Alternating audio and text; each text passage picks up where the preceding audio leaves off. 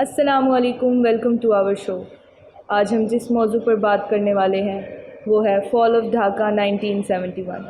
یہ پاکستان کی تاریخ کا حصہ ہے جس پر نارملی حالات میں بات نہیں کی جاتی، اور اس موضوع پر بات کرنے کے لیے آج ہمارے ساتھ موجود ہیں بنگالی جرنلسٹ چودھری رستم نذیر صاحب۔ دیکھیے، سب سے پہلے تو میں آپ کا بہت شکر گزار ہوں کہ آپ نے مجھے اس فورم پہ انوائٹ کیا۔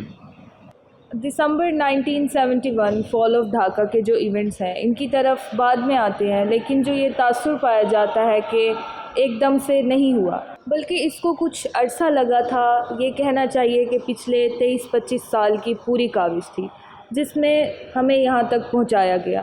تو آپ بیک گراؤنڈ کے بارے میں بتائیں گے کہ کس طریقے سے ہم 1971 تک پہنچے ہیں؟ 1971 ایک بہت ہی حساس موضوع ہے، جیسے آپ نے بھی فرمایا، اور میرا یہ خیال ہے کہ تاریخ کے جو اصول ہیں ان کے مطابق واقعہ کے پیچھے ایک بہت ہی حساس موضوع ہوتا ہے۔ وہ دورس اسباب بھی ہوتے ہیں اور فوری اسباب بھی ہوتے ہیں۔ تو جہاں تک دورس اسباب کا تعلق ہے تو میرا خیال ہے 1947 میں جو ملک بنا تھا تو یہ دنیا کی اس وقت کی تاریخ کا شاید بہت ہی منفرد قسم کی فیڈریشن تھی، جس کے دونوں خطوں کے درمیان کم سے کم 1000 میل سے زیادہ کا فاصلہ تھا، اور پھر درمیان میں جو آپ کا بنیادی دشمن ملک ہے وہ موجود ہے۔ پاکستان کی جو اسٹریٹجک پوزیشن ہے تو یہ اس کو بہت ہی یونیک اور منفرد بناتی ہے۔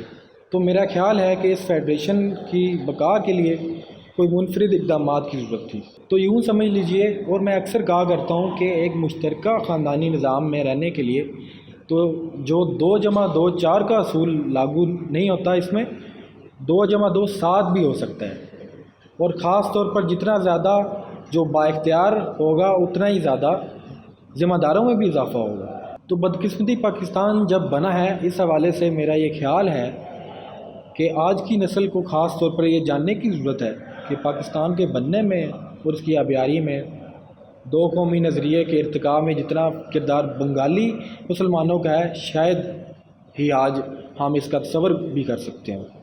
اور آپ اس سے بھی اندازہ کیجئے کہ میرا خیال ہے کہ بنگالی ہی وہ پہلے لوگ ہیں جو سب کانٹیننٹ میں سب سے پہلے ان کو اندازہ ہوا کہ ہندو شیونزم کیا ہے۔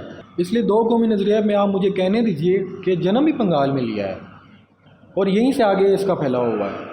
تو میرا خیال ہے، دیکھیے، ایک تو جو جغرافیہ تھا اس کی جو مین وجہ، دوسرا دونوں خطے کے عوام کا ہے جس پہ اکثر ہم بات نہیں کرتے کہ تصور پاکستان کیا تھا۔ یعنی سادہ لفظوں میں کہ مغربی پاکستان کا جو علاقہ ہے، یعنی یہ جو پنجاب، سندھ، سرحد وغیرہ، یہاں کے مسلمانوں کو ایک علیحدہ وطن کیوں چاہیے تھا؟ ان کی جو اپروچ، اور جو بنگالی مسلمان ہیں انہیں ایک علیحدہ وطن کیوں چاہیے تھا اور کس قسم کا چاہیے تھا؟ میں ایک سادہ سی مثال آپ کو دیتا ہوں کہ پاکستان میں آج تک جو بھی لینڈ ریفارمز ہوئی ہیں، یا تو ہوئی نہیں، یا اگر ہوئی بھی ہیں تو جس طریقے سے ہوئی ہیں ہم اس کی تفصیلات میں نہیں جاتے۔ اچھا سر، میرا اگلا سوال یہ ہے کہ کیا وجوہات تھی اور کیا وجہ بنی 1971 کی جنگ کی، اور آپ اس میں کیا کیا چیزیں دیکھتے ہیں؟ یہ بہت ہی اہم سوال اور وقت کا تقاضا بھی ہے کہ ہم ایمانداری کے ساتھ اس بات کی تحقیق کریں قومی سطح پہ، جو کہ میرا خیال ہے کہ ابھی بھی اس میں بے تحاشا ضرورت ہے۔ شاید اس کی وجہ یہ ہے کہ ہمارا تاریخ کے بارے میں رویہ مختلف ہے۔ تاریخ کو میں یہ کہوں گا کہ عالم اعراف میں رہنے کا یہ معاملہ ہے۔ یہ ہم جسے انگریزی میں کہیں گے کہ ہینگ ان بیلنس۔ مورخ کی جو جاب ہے، اس کا جو ٹاسک انتہائی سینسٹیو ہے۔ تھوڑی سی غلطی سے یا تو وہ ادھر گر سکتا ہے یا وہ ادھر گر سکتا ہے۔ تو جذبات و احساسات کو جتنا ممکن ہو سکے کنٹرول میں رکھیں، تبھی جا کے مؤثر تاریخ نویسی ہو سکتی ہے۔ اس کا بھی ایک بیانیہ ڈیولپ ہو سکتا ہے۔ تو اس لیے بدقسمتی یہ ہے کہ جیسے ہم اکثر کہتے ہوتے ہیں کہ سانحہ کربلا ہماری اسلامی تاریخ کا ایک بہت دکھ بھرا واقعہ ہے۔ یہ دنیا کا مظلوم ترین واقعہ ہے کہ جس پر وقت اور حالات کی گرد اتنی اٹ چکی ہے کہ اب حقیقت کا تلاش کرنا بالکل ناممکن ہو چکا ہے، اور مشرقی پاکستان کے سانحہ کے ساتھ بھی ایسا ہی کچھ ہے۔ اچھا سر، کیونکہ ہم اس موضوع پر ہیں تو بہتر ہوگا کہ اس بارے میں بات کی جائے۔ 1971 اسٹوڈنٹس بھی پڑھ رہے تھے، اور تاریخ سے جو لوگ شو آف رکھتے ہیں وہ لوگ بھی اس طرف جاتے ہیں۔ اور ایک طرف ایسا زخم کہہ لیں یا ایسا درد کہہ لیں جو آپ فیل کرنا چاہتے ہیں؟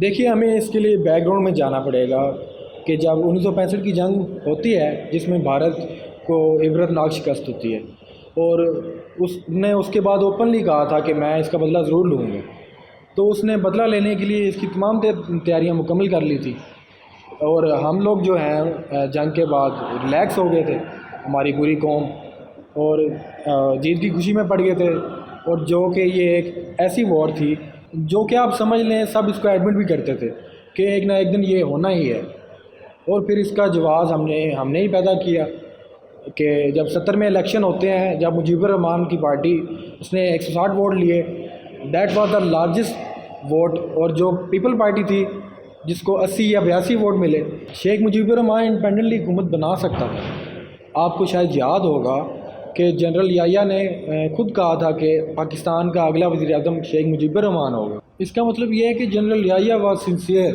And handling over the power to ہم، ورنہ ان کو یہ جملہ کہنے کی ضرورت نہیں تھی۔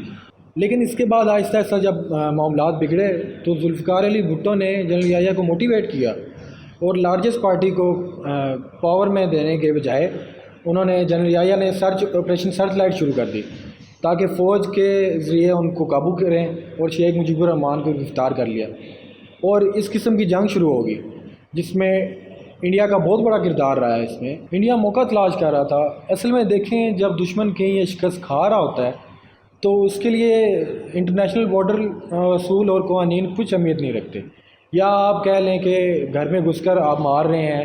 تو آزاد کشمیر میں آپ نے دیکھا کہ پاکستان کی فوجیں جو ہیں وہ آگے بڑھ رہی ہیں اور جموں پہنچنے والی ہیں، تو انہوں نے کیا کیا کہ بیلی سافٹ یعنی لاہور پر حملہ کر دیا دونوں طرف سے۔ آپ دیکھیں کہ 1971 کی لڑائی کے حوالے سے کافی کنٹروورسی ہے۔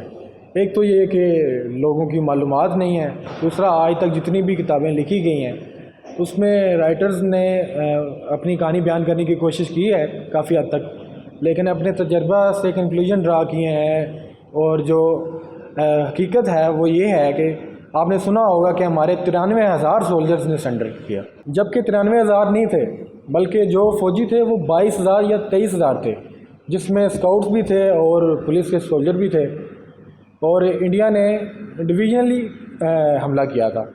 اب پاکستان پر جو کہ ہارڈلی 9 ڈویژن تھے، تو وہ صورتحال تھی کہ دنیا کے کوئی بھی فوج ہوتی تو جیت نہیں پاتی۔ Thank you so much sir, it was lovely talking to you, اور مجھے امید ہے کہ میں نے تو بہت کچھ سیکھا ہے آپ سے، اور جہاں تک آڈینس کی بات ہے انہوں نے بھی بہت کچھ سیکھا ہوگا آپ سے۔ This was 1971 podcast. ہمارے ساتھ تھے چودھری رستم نذیر صاحی، جنہوں نے بہت ہی کمپریہنسو انالیسس پریزنٹ کیا۔ تو ناظرین ملتے ہیں نیکسٹ پوڈ کاسٹ میں، تب تک کے لیے اللہ حافظ۔